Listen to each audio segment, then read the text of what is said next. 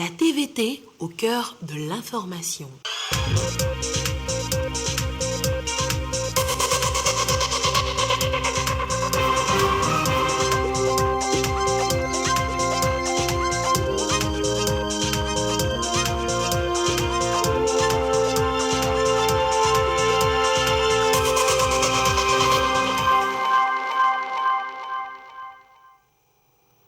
Il est l'heure du journal sur la télévision togolaise. Madame, Monsieur, bonsoir. Et voici les titres de cette édition.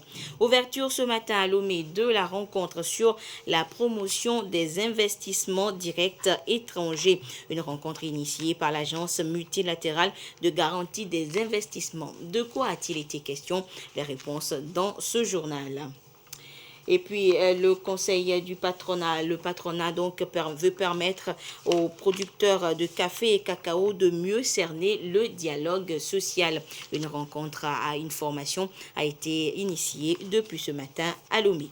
Les détails dans ce journal. Et puis Lomé sera la capitale de la lutte contre la cybersécurité du 23 au 24 mars prochain. Des experts se retrouvent pour une meilleure stratégie et pour contrer les pirates informatiques. Quels seront donc les enjeux de cette rencontre première du genre sur le continent? Eh bien, les réponses avec l'invité du 20h et ce sera la ministre de l'économie numérique et de la transformation digitale.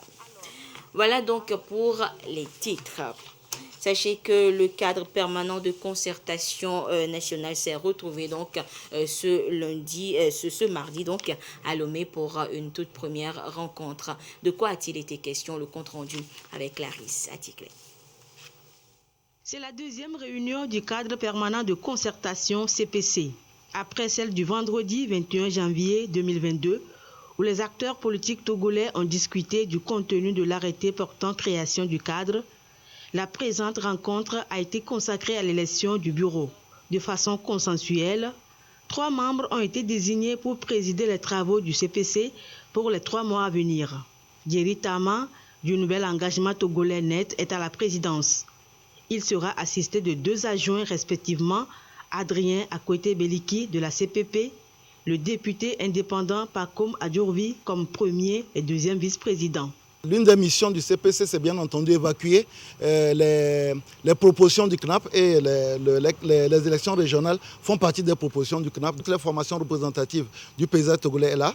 Et donc je pense que si on part sur cette bonne base, on peut régler tous les problèmes qui ont été d'une part soulevés par le CNAP, mais aujourd'hui on a aussi les problèmes liés à la santé, les problèmes liés à l'environnement, les problèmes liés à la sécurité, les problèmes liés à l'économie, à la vie chère. Au mois de décembre, vous savez, le taux d'inflation était de 4,1. Donc c'est un problème sur lequel, sans aucun doute, le CPC va pencher pour faire des propositions, sans aucun doute, au gouvernement, quelle a l'attitude de les mettre en exécution. Conformément à l'article 5 du CPC, les 3 membres du bureau sont choisis au sein de la majorité parlementaire, l'opposition parlementaire, les députés indépendants et l'opposition extra-parlementaire, et ceci de façon rotative. Les partis politiques présents à ce cadre permanent de concertation restent d'ores et déjà ouverts aux discussions sur les questions d'intérêt national, la vie chère entre autres. Les concertations pour des pays comme le nôtre, on ne saurait jamais en faire économie. Il vaut mieux parfois, avant de faire des grands bonds, faire des petits pas. La mise en place de ce cadre est une de nos priorités pour cette année. Nous souhaitons que tous les problèmes de nature politique, économique ou sociale qu'il y a, notamment la cherté de la vie et toutes ces autres questions, puissent être abordés dans ce cadre-là pour qu'on puisse trouver des solutions pour soulager les populations. Nous saluons la mise en place de ce cadre et qui nous permettra de politique dans une que nous ayons cette culture du dialogue qui nous permet de discuter. Même si on n'est pas d'accord, on peut ne pas être d'accord, mais nous avons l'occasion de discuter et ce cadre, il était nécessaire et fondamental pour pacifier le pays. Le bureau du cadre permanent de concertation mise sur l'inclusion de tous les acteurs politiques pour ensemble réfléchir et améliorer les conditions de vie des populations.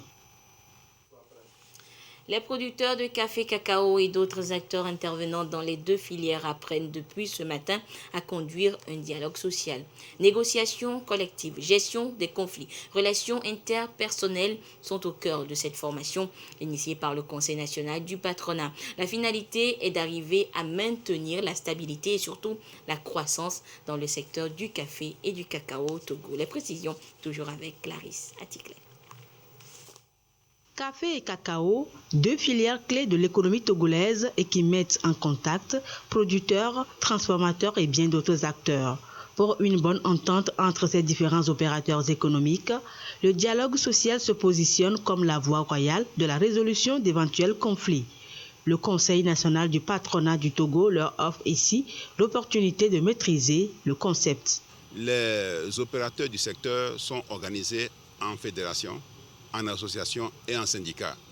Donc comment communiquer, comment organiser le bon fonctionnement du syndicat, comment organiser le bon fonctionnement des transformateurs, comment organiser le bon fonctionnement, bien entendu, des producteurs, et mieux développer cette dynamique que nous recherchons pour le secteur café et cacao. Outil fondamental de communication entre les différents acteurs qui animent toute structure donnée, le dialogue social préserve la paix en entreprise et améliore la productivité. C'est lui qui maintient la compétitivité du café et du cacao à l'échelle internationale, selon le comité des filières. C'est un produit qui est vraiment coté en bourse, alors donc confronté à une compétition et à une concurrence très forte. Et s'il n'y a pas une entente, une coordination entre les différents acteurs, on n'a aucune chance de réussir à être fortement compétitif sur le marché international. Sans une bonne communication, sans une bonne relation, une bonne harmonie entre les animateurs du secteur café-cacao, il serait difficile d'avoir des résultats meilleurs au niveau de la production, de la transformation et de la commercialisation à l'export. La formation est assurée par un expert en dialogue social au Conseil national du patronat de Hollande, avec qui le CNP Togo est en partenariat. Et puis, je vous le disais en titre à ouverture ce matin à Lomé d'une rencontre sur la promotion des investissements directs étrangers. Rencontre initiée par l'Agence multilatérale de garantie des investissements MIGA. Et que Salah a pris part aux travaux, c'était à l'hôtel de février. De quoi est-il question? Les réponses. Des investisseurs étrangers, représentants des gouvernements africains, mais aussi des hauts cadres de l'Agence multilatérale de garantie des investissements MIGA. Ils s'imprègnent des opportunités d'investissement au Togo. L'exercice conduit par la ministre Kayini Vedor donne le ton au dialogue sur la promotion des investissements directs étrangers en Afrique subsaharienne. On a essayé de rassembler un grand nombre d'investisseurs internationaux pour justement essayer d'accélérer justement ces investissements dans des secteurs d'infrastructure, mais aussi dans des secteurs sociaux. Il y a des manques de financement public pour un certain nombre de grands projets dans l'ensemble des pays de la sous-région. Et le but, c'est vraiment de trouver cet élément de substitution de financement pour accompagner le développement dans le pays. 2 tables rondes ont meublé les travaux. Les parties prenantes se sont engagées à des discussions franches susceptibles d'aider à accroître les capitaux étrangers dans les pays de la sous-région. La rencontre de ce jour est pour nos pays l'occasion de connaître davantage la MIGA et ses outils d'intervention pour mieux répondre aux préoccupations des investisseurs tout en mettant l'accent sur l'impact des investissements sur le développement de nos pays et la lutte contre la pauvreté. Une session sera accordée au B2B entre les différents investisseurs et nos gouvernements en présence de la MIGA afin d'entamer des discussions sur les points d'intérêt qui vont aboutir, j'en suis persuadé, à des relations durables et à des investissements massifs dans nos régions. En dehors du Togo, 6 pays de la sous-région ont pris part aux assises. Le Bénin, la Côte d'Ivoire, le Gabon, la Guinée, la République démocratique du Congo et le Sénégal. Des pays qui espèrent tous trouver des stratégies appropriées pour des investissements étrangers plus durables, inclusifs et résilients. Et que retenir justement de la MIGA, l'Agence multilatérale de garantie des investissements, et quelles sont les opportunités d'investissement au Togo? Et toutes ces questions ont fait l'objet d'un entretien avec le vice-président de la MIGA, Éthiopis Tafara, entretien réalisé sur place par Nadège Nyanya. Bonjour, monsieur Éthiopis Tafara, vous êtes le vice-président de la MIGA. L'Agence multilatérale de garantie des investissements MIGA du groupe de la Banque mondiale tient à Lomé une session régionale. Il s'agit d'engager un dialogue franc sur les solutions pour une augmentation des investissements directs étrangers en Afrique. Alors, quand on parle de la MIGA, à quoi faites-vous concrètement référence? Donc la MIGA fait partie du groupe de la Banque mondiale et nous, on s'occupe des garanties contre les risques politiques. C'est-à-dire il y a pas mal d'investisseurs qui pensent à investir dans des pays en voie de développement, mais ils craignent les risques politiques. Et là, nous, on peut les aider en donnant des garanties contre les risques, parce que nous, on les perçoit différemment que les investisseurs. Et quand vous parlez de ces garanties, il s'agit concrètement de quoi? Donc, c'est des garanties qui rassurent sur des points spécifiques. L'expropriation contre les guerres et les problèmes civils, si vous voulez. Il y a des questions toujours sur la fiabilité des contrats avec le gouvernement. Donc, nous, on rassure là-dessus en donnant des garanties aux investisseurs. Qu'est-ce qui motive cette rencontre que vous organisez, la MIGA organise à Lomé? Donc on se rend compte que maintenant, avec l'incertitude qui vient, incertitude économique, grâce aux pandémies et en voyant ce qui se passe en Ukraine, les gouvernements ont beaucoup moins d'espace fiscal, si vous voulez. Et là, nous, on essaie d'encourager les investisseurs, en fait, de prendre la place du gouvernement sur certains projets où c'est des projets qui peuvent être soutenus par le secteur privé. Et on se rend compte qu'ils ont besoin d'une conversation entre le gouvernement et les investisseurs pour qu'ils sachent l'un et l'autre ce qui est nécessaire pour avancer les projets. Parlons justement des types de projets. Et quels sont les projets dans lesquels vous comptez investir?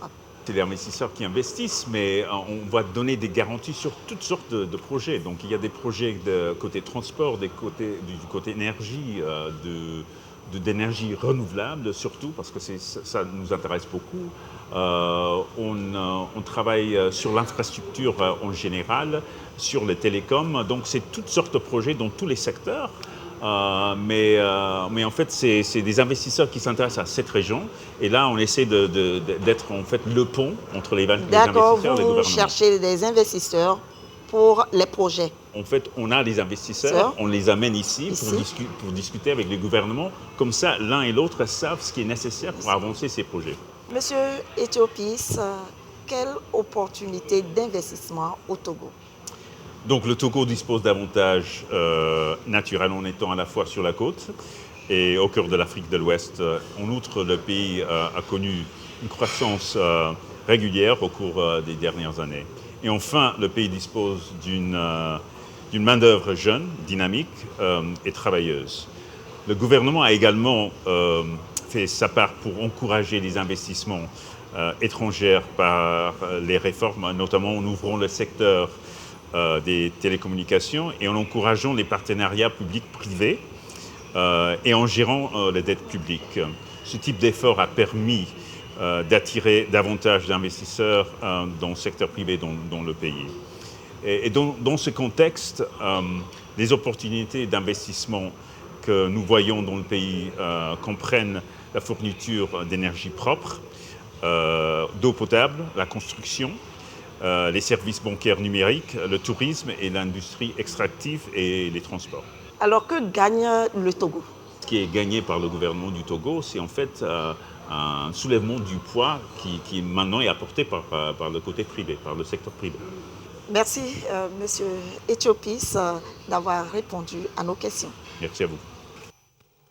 Voilà, donc c'était un entretien réalisé donc juste après la cérémonie d'ouverture de cette rencontre et c'était à l'hôtel de février ce matin. Le Togo veut mettre en place un cadre de transparence climatique. L'idée est née de l'accord de Paris sur le climat et va permettre de mettre sur pied un système d'information climatique dans le pays, accessible à tous en cette période d'adaptation au changement climatique. Les précisions avec Kazna Baga. L'émission des gaz à effet de serre sera désormais évaluée dans la transparence au Togo. 5 secteurs phares sont concernés. Le transport, la foresterie, l'agriculture, l'énergie au niveau des procédés industriels et les déchets. Ce sera à travers la mise en place d'un système national d'information pour la transparence climatique. Lors des processus d'inventaire des gaz à effet de serre, il a été relevé plusieurs lacunes, des difficultés et des barrières en termes de fourniture de données. Donc le système à mettre en place permettra d'harmoniser, de mettre en place un système qui puisse faciliter la collecte des informations dans les différents secteurs pour faciliter en fait l'estimation des gaz à effet de serre qu'émet le Togo. Les présentes assises s'inscrivent dans le processus de mise en place du système national d'information pour la transparence climatique. Les travaux de 2 jours visent à examiner et à valider 3 documents conçus à cet effet. Nous aurons à analyser un document qui concerne la cartographie des acteurs, les différentes lacunes et les besoins qui puissent permettre le renforcement institutionnel et juridique sur les questions des changements climatiques. Et également, il y a une stratégie de gestion des connaissances qui a été élaborée, une architecture du système d'information a été proposé par les experts. Et ce serait également l'occasion de donner des orientations et de s'approprier de ce système-là. Il s'agit pour le Togo de se conformer à l'accord de Paris sur le climat qui stipule à son article 13 la création d'un cadre de transparence renforcé en vue de consolider la confiance mutuelle entre les parties. Depuis septembre 2020, le Togo a relevé au plus haut niveau, soit 50,57%, son ambition de réduction de ses émissions de gaz à effet de serre. D'ici à l'horizon 2025, il entend protéger 90% de sa côte contre l'érosion et définir et mettre en œuvre un plan de mobilité verte avec 3% de véhicules électriques. Le Togo est accompagné dans ce vaste chantier par le Programme des Nations Unies pour l'environnement et le Fonds pour l'environnement mondial. Jeunesse et recherche de l'excellence en milieu scolaire. C'est sur ce thème que les élèves des lycées Zébévi et Zalivé dans les Lacs ont été entretenus ce mardi. Leurs interlocuteurs, les ministres des enseignements primaires, secondaires, du développement à la base et de la communication. Le compte rendu avec Antoinette Romao. On va voir. Mes chers élèves, gardez le cap de l'excellence et demain, vous écrirez dans une logique générationnelle les meilleures pages de la République togolaise. L'excellence en milieu scolaire exigée de ces élèves de la préfecture des Lacs à Aného. Une des valeurs intrinsèques à cultiver pour assurer leur avenir. Et c'est autour d'une conférence débat. J'ai appris que c'est l'excellence et toujours l'excellence. Et surtout nous les filles d'aujourd'hui, sans l'excellence, nous ne pouvons pas aller devant. Nous avons insisté sur le fait qu'on ne n'est pas excellent, on le devient au travers du travail. Mais bien entendu, ce travail doit être fait sur la base du choix bien opéré par l'élève. L'excellence comme motivation, c'est aussi un choix, un engagement. Ministres et enseignants reviennent à la charge, amener ces élèves à bannir la médiocrité pour être les élites de demain. Chers lycéens, chères lycéennes, surtout chères lycéennes, en ce mois de la femme, je voudrais vous exhorter à l'excellence. Vous dire, vous avez du mérite.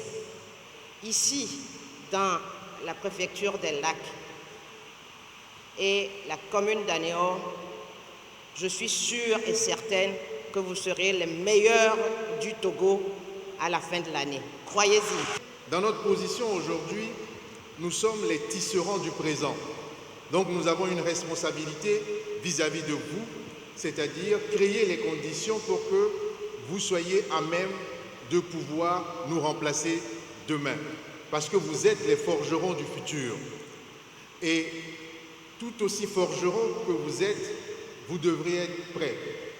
Offrir une éducation de qualité à tous est l'un des défis du gouvernement. Des moyens sont donc mis à disposition à cet effet.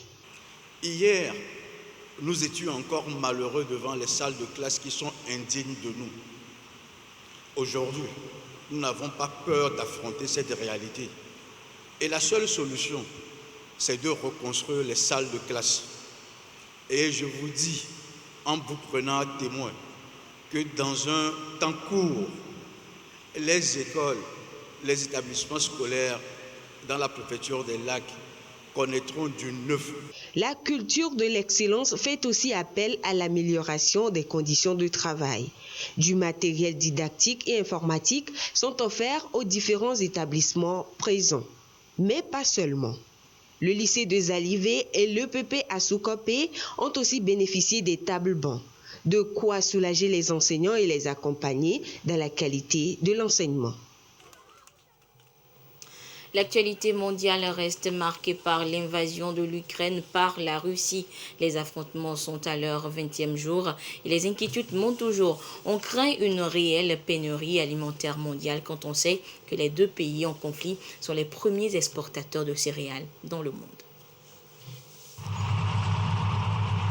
La Russie et l'Ukraine sont un grenier à céréales pour le reste du monde et représentent par exemple à eux deux un tiers des importations mondiales de blé. Mais avec le conflit entre ces deux pays, le monde pourrait être confronté à une crise alimentaire du fait de la pénurie de certains aliments. C'est déjà le cas pour la Tunisie qui enregistre une pénurie de nombreux produits alimentaires, ou encore de l'Irak où des manifestants dénoncent la hausse des prix de certains aliments de base comme la farine ou l'huile. Une situation qui alerte l'ONU. Il y a quelques jours, le Programme alimentaire mondial a mis en garde contre des risques de famine dans certaines régions du monde. Les prix de la nourriture, du carburant et des engrais montent en flèche.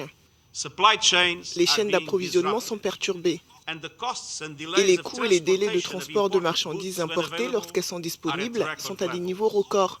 Et tout cela frappe le plus durement les pays pauvres et sème les graines de l'instabilité politique et des troubles dans le monde entier. Pour faire face à d'éventuels risques de pénuries alimentaires, certains pays s'organisent déjà. C'est le cas de l'Algérie qui a interdit les exportations de sucre, de pâtes, d'huile, de semoule et de tous les dérivés du blé.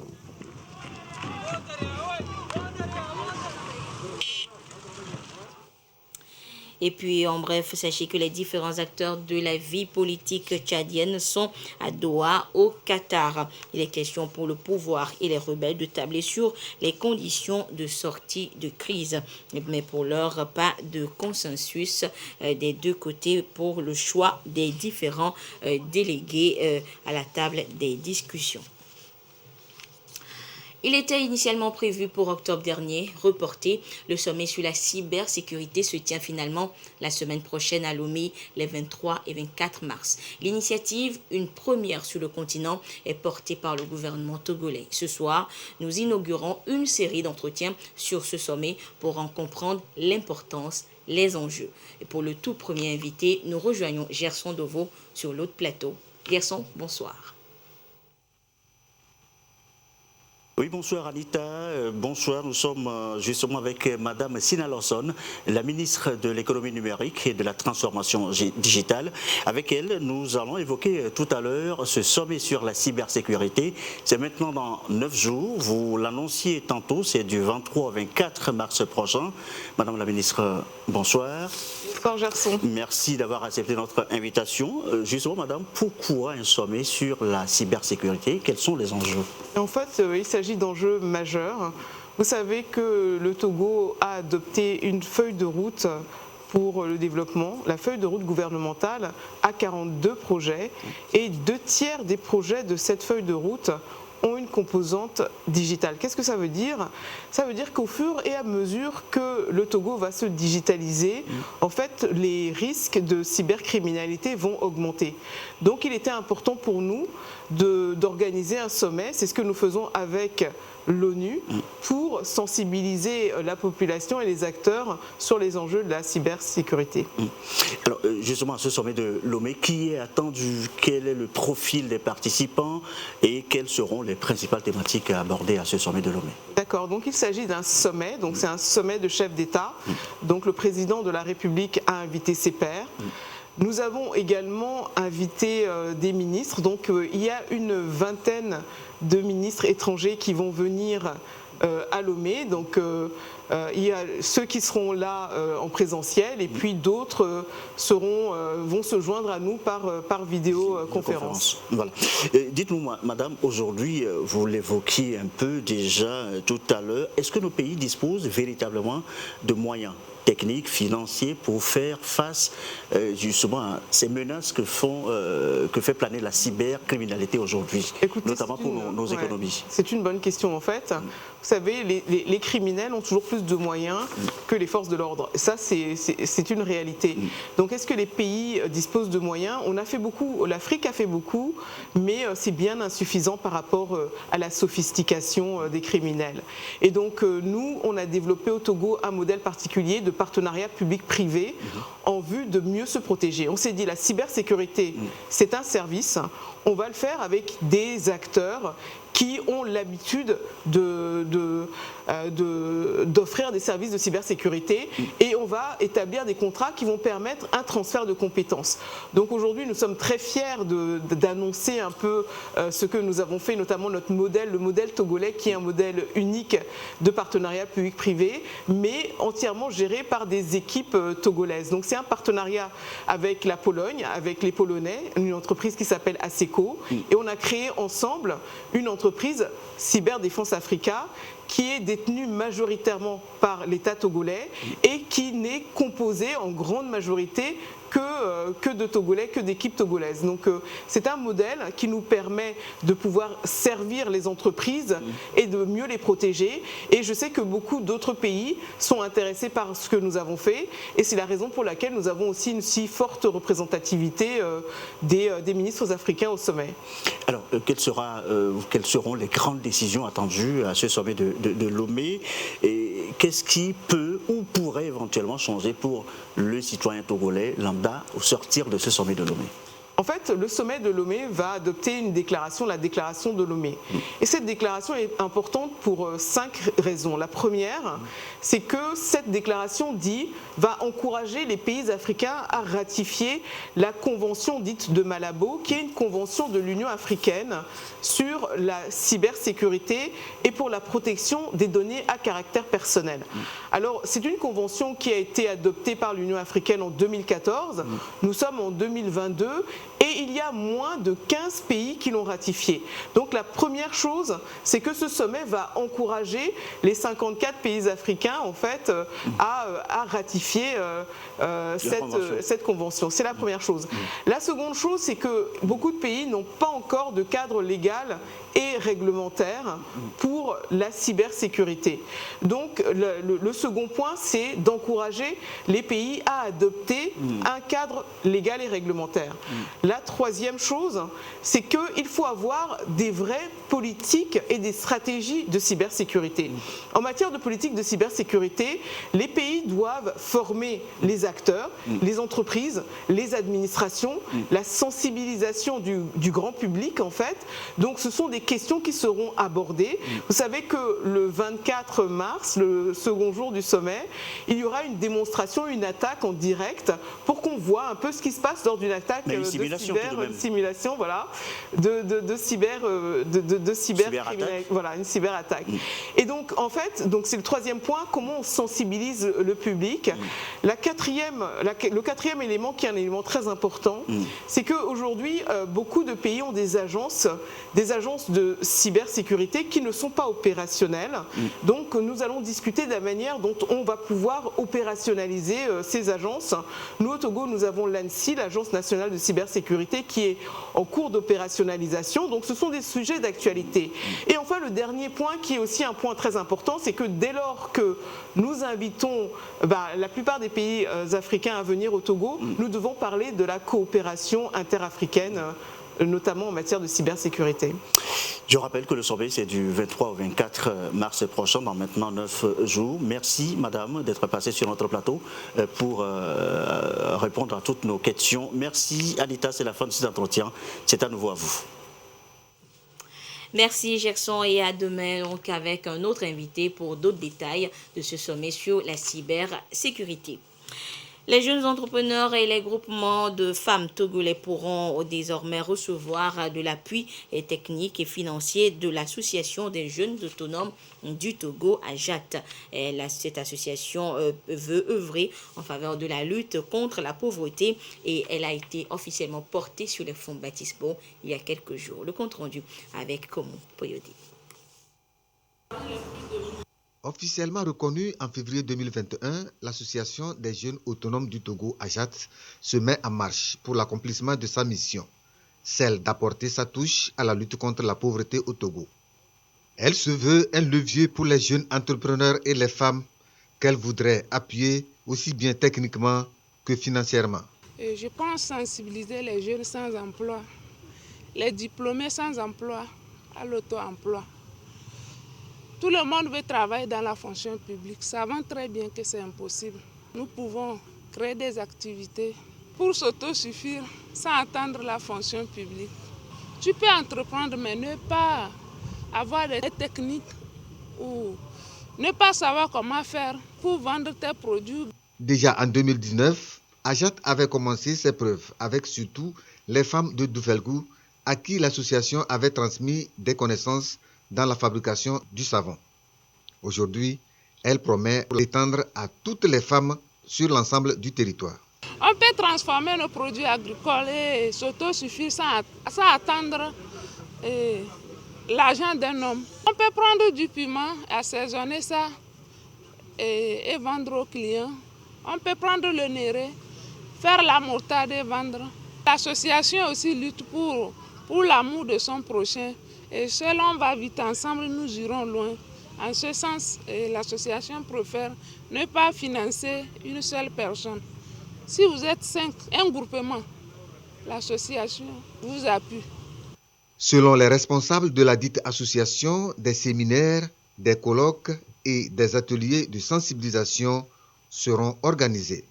L'AJAT se propose aussi d'aider à l'établissement des actes de naissance, des nationalités et des cartes d'identité.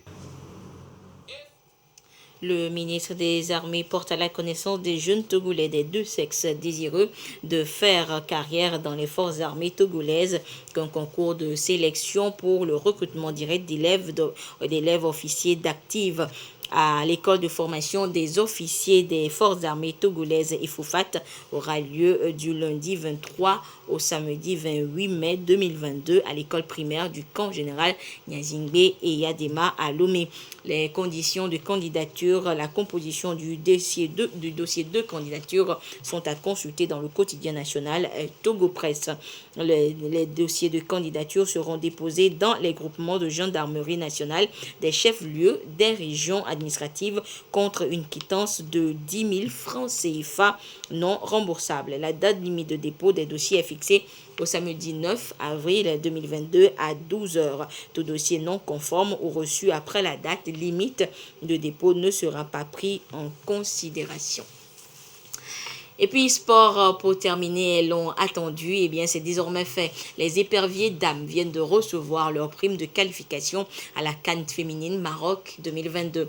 Un geste du chef de l'État à hauteur de 5 millions de francs CFA pour chaque membre du staff technique. Et l'annonce a été faite cet après-midi au cours d'un point de presse. Le compte rendu avec Sergine Raimondo. Qualification historique. Dans la foulée, des retombées à la hauteur de l'enjeu. Premier supporter des éperviers dames, le chef de l'État, le président Faure Gnassingbé, exprime sa joie aux ambassadrices. Son Excellence Faure Essozimna Gnassingbé vient d'octroyer à chaque joueuse des éperviers dames une prime de 5 millions de francs CFA en guise de motivation et d'encouragement. Outre les joueuses, les différentes personnes impliquées dans cette qualification historique ne sont pas du reste. De quoi requinquer les éperviers dames pour la phase finale de la compétition. Je tiens d'abord à remercier son Excellence, Monsieur le Président de la République, Madame le Ministre, pour l'effort fourni depuis les éliminatoires jusqu'à la qualification. Merci aussi pour le geste de ce soir. On ne va pas aller faire figuration au Maroc, on va aller faire flotter le drapeau togolais le plus haut possible. Maroc 2022, la compétition est maintenant dans 4 mois. Les premiers responsables du football togolais se prononcent sur la préparation de l'équipe nationale féminine. Nous avons déjà contacté le Maroc, également la Tunisie. Il y a des séances même de travail avec un coach particulier qui essaie de les travailler. Et également, nos sœurs qui sont blessées, on essaie de voir comment on peut rapidement les aider pour qu'elles soient rétablies et peut-être participer donc à cette phase finale. 2-1 à l'aller comme retour devant le Gabon en février dernier. Une prestation qui qualifie le Togo pour la toute première fois à une phase finale de la CAN féminine. Avec la prime reçue, le public attend du résultat. Bonne chance donc aux éperviers dames. Et pour finir, la situation de la pandémie au nouveau coronavirus Covid-19 au Togo. À ce jour du mardi 15 mars 2022, la situation se présente comme suit. Le nombre de cas confirmés s'élève à 36 869. 9 nouveaux cas enregistrés depuis hier. Le nombre de personnes guéries est de 36 542. Le nombre de cas actifs s'élève à 55 et le nombre de décès est de 272. Un communiqué signé par le ministre en charge de la Santé, professeur Moustapha Mejiawa. Et voilà donc, c'est sur cette situation de la pandémie au coronavirus au Togo que se referme cette édition. Merci de votre fidélité à la télévision togolaise. Excellente suite de nos programmes. Au revoir.